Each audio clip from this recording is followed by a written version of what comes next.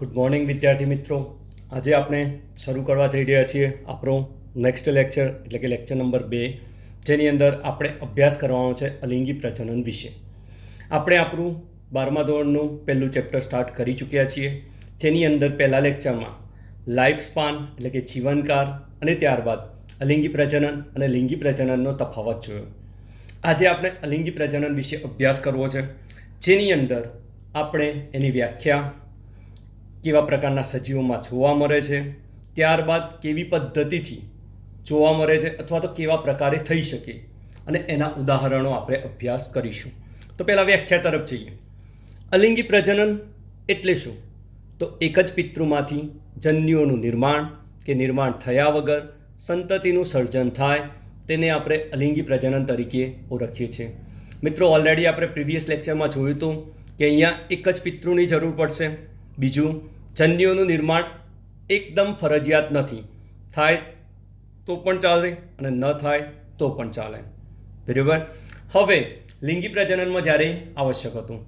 હવે બીજી વસ્તુ એ છે કે આના પરિણામે ઉત્પન્ન થતી જે સંતતિ છે એ કેવી હશે? તો અહીંયા અલિંગી પ્રજનનના પરિણામે ઉત્પન્ન થતી સંતતિ બાહ્યાકાર અને જનીનિક રીતે પિતૃની આબેહૂબ પ્રતિકૃતિ છે. એટલે કે બિલકુલ સેમ ટુ સેમ પિતૃ જેવી છે. આપણે આપણી ભાષામાં કહેવા જઈએ કોમન લેંગ્વેજમાં તો ઝેરોક્સ કોપી જેવું બિલકુલ સેમ છે. અને અહીંયા એ પણ આવી ગયું કે જનીનિક રીતે પણ સરખી છે. એટલા માટે આ સંતતિને જનીનિક પ્રતિકૃતિ અથવા ક્લોન તરીકે ઓળખાય છે. આ વસ્તુ ખૂબ જ ધ્યાનમાં રાખવી જરૂરી છે, કારણ કે આ પ્રશ્ન આપણને પૂછાશે કે ક્લોન એટલે શું અથવા તો જનીનિક પ્રતિકૃતિ કોને કહેવાય. તો અલિંગી પ્રજનનના પરિણામે ઉત્પન્ન થતી સંતતિ બાહ્યાકાર જનીનિક રીતે પિતૃને મળતી આવે છે. એટલા માટે આ સંતતિને જનીનિક પ્રતિકૃતિ કહે છે. મોટાભાગે અલિંગી પ્રજનન એકકોષી સજીવોમાં સામાન્ય છે. એટલે કે મોટાભાગના એકકોષી સજીવો અલિંગી પ્રજનન કરતા જોવા મળે છે. હવે અલિંગી પ્રજનન કેટલી પદ્ધતિથી થાય છે એ આપણા માટે ખૂબ અગત્યનું છે, કારણ કે ત્યાં જ ઘણા બધા પ્રશ્નોના જવાબ છુપાયેલા છે. તો પહેલું, અલિંગી પ્રજનન એક ભાજનથી થઈ શકે, એટલે કે જેને ઇંગ્લિશમાં કહીએ છીએ આપણે ફિશન. બીજું છે કલિકા સર્જન, એના દ્વારા થઈ શકે, જેને ઇંગ્લિશમાં કહીશું બડિંગ. ત્રીજું છે અવખંડન, જેને ઇંગ્લિશમાં કહીશું ફ્રેગમેન્ટેશન. ચોથું છે બીજાણુ નિર્માણ, જેને આપણે ઇંગ્લિશમાં કહીશું સ્પોરુલેશન. હવે તમારા મનમાં એવો પ્રશ્ન થતો હશે કે ઇંગ્લિશના શબ્દો શા માટે જાણવા જરૂરી છે? તો ખૂબ જ આવશ્યક છે, કારણ કે જ્યારે નીટની એક્ઝામમાં આ પ્રશ્નો પૂછાય છે તો ઘણી વખતે ગુજરાતી લેંગ્વેજ એટલી ઓકવર્ડ વાપરેલી હોય, તમે જોયા હશે પ્રીવિયસ પેપર, અથવા તો ડાયરેક્ટ ઇંગ્લિશ વર્ડ આપેલો હોય. તો જ્યારે આવા શબ્દો આપેલા હોય ને ત્યારે આપણે ઇંગ્લિશ શબ્દો જાણતા હોય તો બિલકુલ ઇઝી થઈ પડે છે. એટલે આપણે ઘણી વખત ઇંગ્લિશ શબ્દો પણ જાણવા જરૂરી છે. હવે આ 4 પદ્ધતિમાંથી પહેલી પદ્ધતિ છે ભાજન, જેના વિશે અત્યારે આપણે અભ્યાસ કરવા તરફ જઈ રહ્યા છીએ. ભાજનની પ્રક્રિયા જે છે એ કોષ વિભાજન પ્રકારની છે. કેવા પ્રકારની છે? કોષ વિભાજન. ઓલરેડી તમે જોઈ ગયા 11મા ધોરણમાં કોષ વિભાજન એટલે શું અને કેવી રીતના એક કોષમાંથી 2 કોષો બને છે. સેમ એ જ પદ્ધતિથી અહીંયા પણ ભાજનની પ્રક્રિયા થતી જોવા મળે છે. એટલે કે સૌથી પહેલાં આ પદ્ધતિમાં સૌથી પહેલાં કોષ કેન્દ્રનું વિભાજન થાય, ત્યારબાદ ઉપસંકોચનની પ્રક્રિયા થાય, જે 11મા ધોરણમાં ભણ્યા કે ઉપસંકોચન ખાંચ બને છે, અને ત્યારબાદ કોષરસનું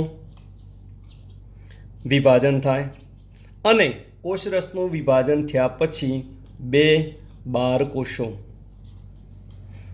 અસ્તિત્વમાં આવે, એટલે કે નવી સંતતિ 2 સર્જાતી જોવા મળે છે. કોઈ પણ એક આપણે કોષ લઈએ, એક કોષી સજીવ લઈએ કે ભાઈ અમીબા છે, અમીબામાં જો ભાજનની પ્રક્રિયાથી થતું હોય તો પહેલાં શું થાય? અમીબાના કોષ કેન્દ્રનું વિભાજન થાય, ત્યારબાદ ઉપસંકોચન ખાંચ બને છે, જે ઉપસંકોચન ખાંચ વચ્ચેની તરફ જઈ ભેગી થઈ જાય છે અને ત્યારબાદ કોષરસનું વિભાજન પૂર્ણ થાય છે અને કોષરસનું વિભાજન પૂર્ણ થયા પછી એ ખાંચ જોડાઈ જશે અને બે બાળકોષો અલગથી અસ્તિત્વમાં આવશે. એટલે કે આ આખી પદ્ધતિને આપણે ભાજન તરીકે ઓળખીએ છીએ.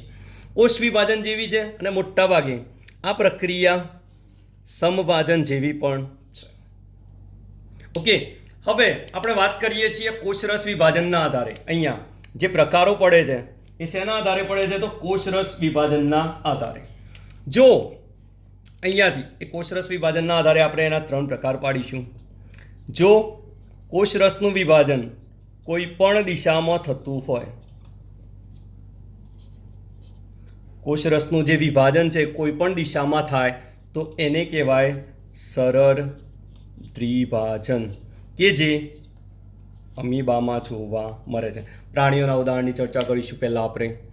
બીજું, જો કોષરસનું વિભાજન અનુપ્રસ્થ અક્ષે થતું હોય, થાય તો એને કહીએ છીએ અનુપ્રસ્થ દ્વિભાજન. એને આપણે ઓળખીએ છીએ અનુપ્રસ્થ દ્વિભાજન. અનુપ્રસ્થ દ્વિભાજન શેમાં જોવા મળશે? તો પેરામિશિયમમાં. ત્રીજા નંબરે છે જો કોષરસનું વિભાજન આયામ અક્ષે થતું હોય તેને કહીએ છીએ આપણે આયામ દ્વિભાજન અને એનું ઉદાહરણ છે યુગ્લિના અને વર્ટિસિલા. હવે આપણા મનમાં એવો પ્રશ્ન થાય, અનુપ્રસ્થ અક્ષે થતું હોય વિભાજન એટલે કેવું થતું હશે? તો સિમ્પલી ધ્યાન રાખજો અહીંયા કે અનુપ્રસ્થ અક્ષે, સપોઝ કે આ આપણે પેરામિશિયમ છે, બરાબર છે, તો આની અંદર કોષરસનું વિભાજન આમ અને આમ બે તરફ થતું જોવા મળે છે. એટલે આમ વિભાજન થયું અને આમ, એટલા માટે એને કહેવાય અનુપ્રસ્થ અક્ષે. જ્યારે યુગ્લિના અને વર્ટિસેલામાં કોષરસનું વિભાજન આમ દિશામાં થતું જોવા મળે છે, એટલા માટે એને કહીએ છીએ આયામ ત્રિભાજન. એટલે અનુપ્રસ્થ અક્ષ, અનુપ્રસ્થ ત્રિભાજન આયામ અક્ષે થતું હોય તો એને કહીશું આપણે આયામ ત્રિભાજન. હવે આ વાત થઈ આપણે સમભાજનની, પણ કેટલીક વાર અસમભાજન પણ જોવા મળે છે. અસમભાજન, સમભાજનમાં એક સરખી સંતતિ ઉત્પન્ન થાય છે, પણ જ્યારે સમભાજન અનિયંત્રિત થઈ જાય એટલે કે અસમભાજનની પ્રક્રિયા થાય તો એના પરિણામે બહુભાજન થતું જોવા મળે છે. બહુભાજનની અંદર અહીંયા બહુભાજનની પ્રક્રિયા મોટા ભાગે પ્લાઝ્મોડિયમ, અમીબા અને પેરામિશિયમમાં જોવા મળે છે. શું થતું હશે બહુભાજનમાં? તો એક કોષ કેન્દ્ર છે જો સમભાજન પામે તો બે સરખા કોષ કેન્દ્રોનું નિર્માણ કરે, પણ જ્યારે અસમભાજન પામે છે તો ઘણા બધા અસમકદના કોષ કેન્દ્રોનું સર્જન કરતું જોવા મળે છે. પરિણામે અસંખ્ય એક કોષ કેન્દ્રીય અને એક કોષીય સંતતિ અસ્તિત્વમાં આવે છે અને ઘણા બધા પુષ્કળ પ્રમાણમાં અસ્તિત્વમાં આવે છે. એટલા માટે આપણે એને બહુભાજન તરીકે પણ ઓળખીએ છીએ.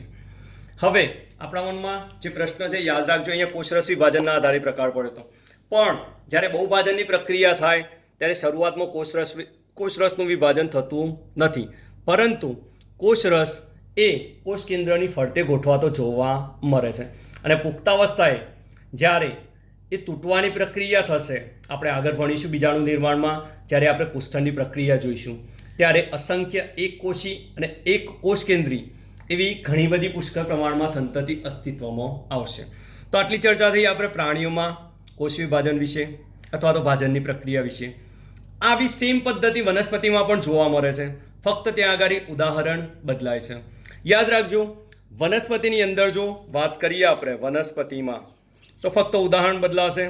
શેમાં જોવા મળશે? લીલ, ફૂગ અને મોનેરા. મોનેરા સૃષ્ટિમાં બેક્ટેરિયામાં આ ભાજન પ્રકારની પદ્ધતિથી અલિંગી પ્રજનન થતું જોવા મળશે. તો અહીંયા આપણે આપણો ભાજન વિશેનો ટોપિક પૂરો કરીએ. ઉદાહરણ યાદ રાખજો, સરળ દ્વિભાજન શેમાં જોવા મળે? અમીબામાં. અને અહીંયા ખાસ યાદ રાખજો, જ્યારે અનુકૂળ સંજોગો હોય ત્યારે હંમેશા સરળ દ્વિભાજન જ થાય છે અમીબામાં. અનુપ્રસ્થ દ્વિભાજન પેરામિશિયમમાં, આયામ દ્વિભાજન યુગ્લિના અને વર્ટિસેલામાં, બહુભાજન પ્લાઝ્મોડિયમ, અમીબા અને પેરામિશિયમમાં જોવા મળે છે. મેઇનલી સૃષ્ટિ જોવા જાઓ તો ભાજન પ્રોટિસ્ટા અને મોનેરા સૃષ્ટિમાં જોવા મળે છે. બરાબર. હવે વનસ્પતિ વિશે પણ આપણે ભણી ગયા. હવે અહીંયા આપણે તબક્કો પૂર્ણ કરીએ. બીજા નંબરની પદ્ધતિ જેના વિશે આપણે ચર્ચા કરી, તો બીજા નંબરની પદ્ધતિ હવે આપણે ભણવી છે જેનું નામ છે કલિકા સર્જન. કલિકા સર્જન એટલે શું મિત્રો? તો કલિકાનું નિર્માણ થતું હશે. આપણા મનમાં એવો કોઈ ખ્યાલ આવે કલિકા સર્જન વ્યાખ્યા જોઈએ એટલે ભાઈ અહીંયા કોઈક રીતે કલિકાનું નિર્માણ થતું જોવા મળતું હશે. તો કલિકાઓ કેવી રીતના સર્જાતી હશે એ આપણે જાણવું પડે.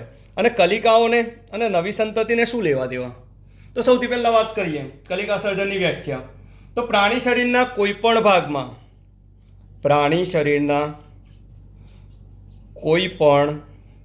ભાગમાં કોષો વારંવાર સંભાજન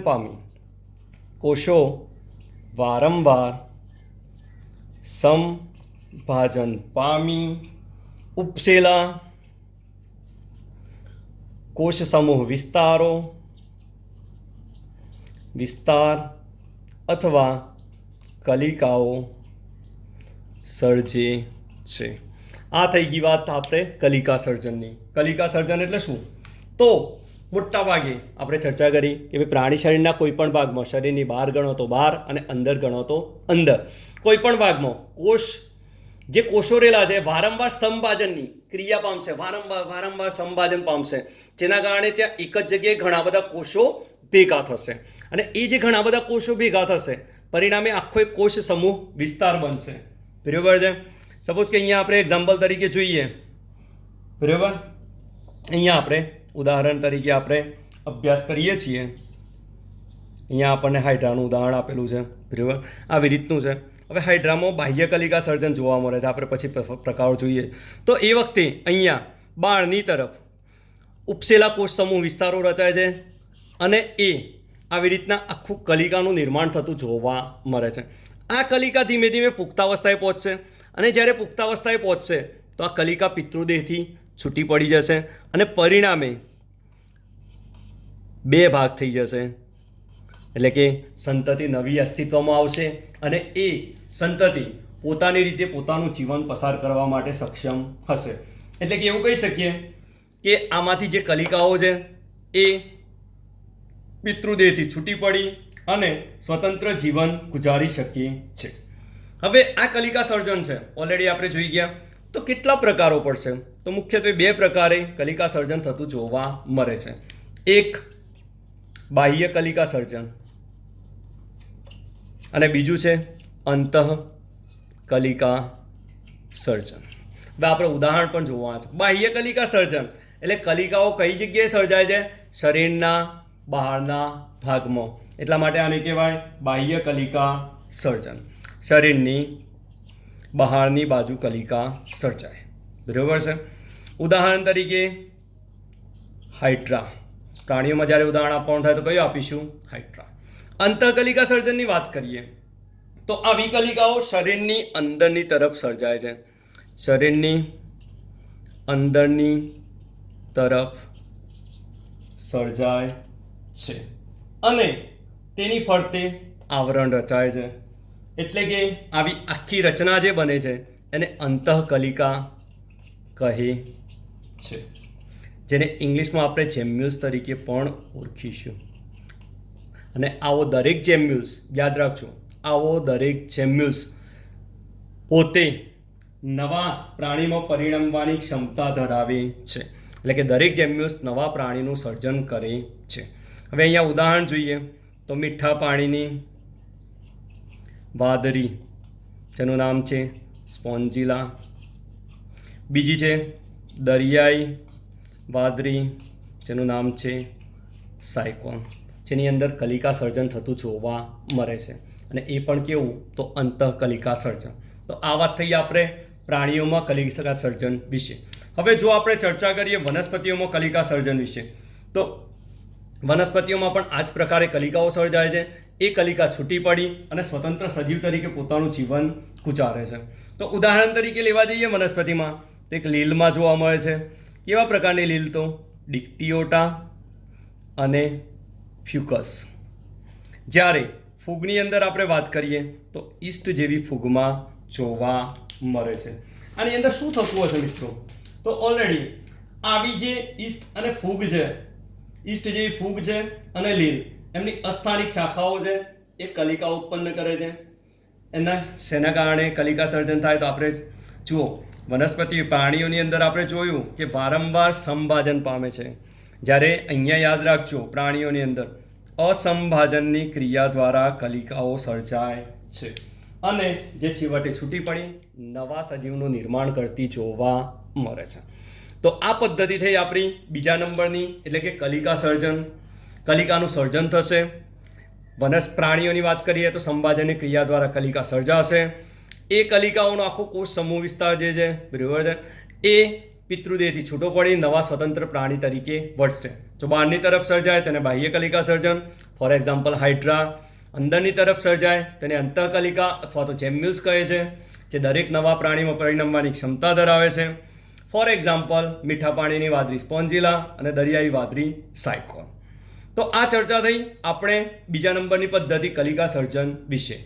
હવે આપણે આપણા નેક્સ્ટ લેક્ચરની અંદર અવખંડન અને બીજાણુ નિર્માણની પ્રક્રિયા વિશે ભણીશું. ઓકે, ત્યાં સુધી આપણે અહીંયા રોકીએ છીએ. આપણે નવા લેક્ચર નંબર 3માં આગળ અભ્યાસ કરીશું. ત્યાં સુધી બાય.